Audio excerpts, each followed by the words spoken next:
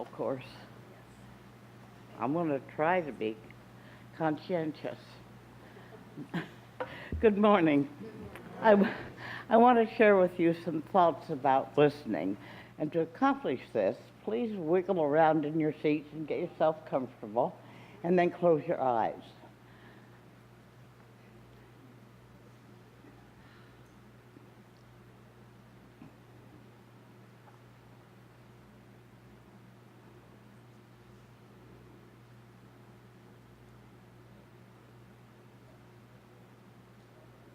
That's it. If you haven't gone to sleep, that is. The intent of the exercise was this. First, you got comfortable and closed your eyes, and then with quiet mind, you waited for what came next.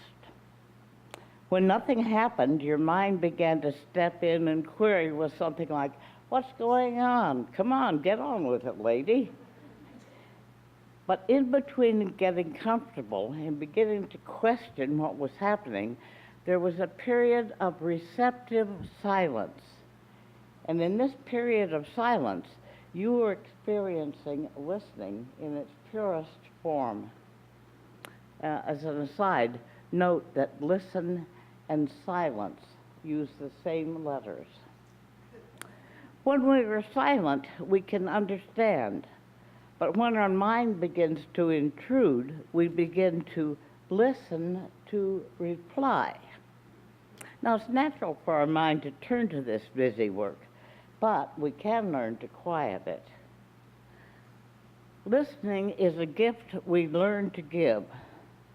When we listen, really listen, we give the other a sense of importance, of hope, of love that they may not be receiving in any other way. Listening is a choice that conveys, I care about who you are, who you have been, and who you want to be, not who I want you or need you to be. Listening isn't just about what is said. It is also about what is unsaid, what is meant. And at times, that's not easy to discern. For years, I had this little sign on the wall in my office as a reminder to me as well as my clients. I know you can't see it, but it says, I know you believe you understand what you think I said, but I'm not sure you realize that what you heard is not what I meant. Listening is done with your eyes and your heart as well as your ears. I had the good fortune to have had two remarkably wise professors, Dr. Sophie and Paul Deutschberger, who in the 1950s did some meticulously detailed work with youth gangs in New York City, studying their methods of communication. Their findings revealed that from 50 to 80% of their communication was nonverbal.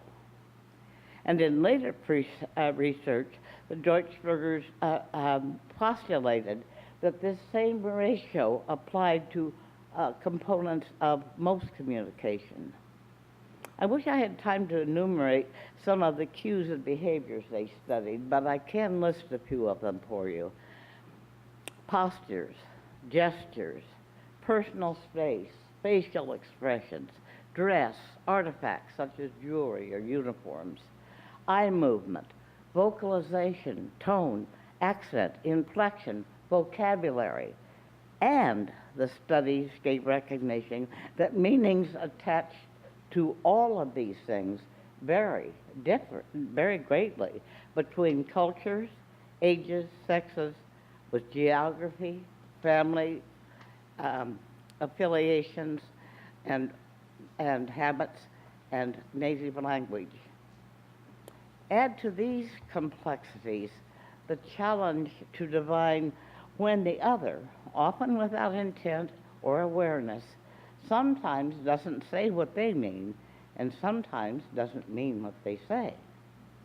And further add how extremely difficult it is for us to put aside our own ideas, our opinions, our prejudices, our backgrounds, our impulses that get in the way of our really listening. And all of this urges us not to forget to listen in quietude with our heart. Our heart listens without and beyond words or gestures, and may be the most pure and useful form of communication. Today's uneasy world seems to me to need a lot of heartful listening. And now to take a cue from mystery writer James Patterson, never miss a good chance to shut up.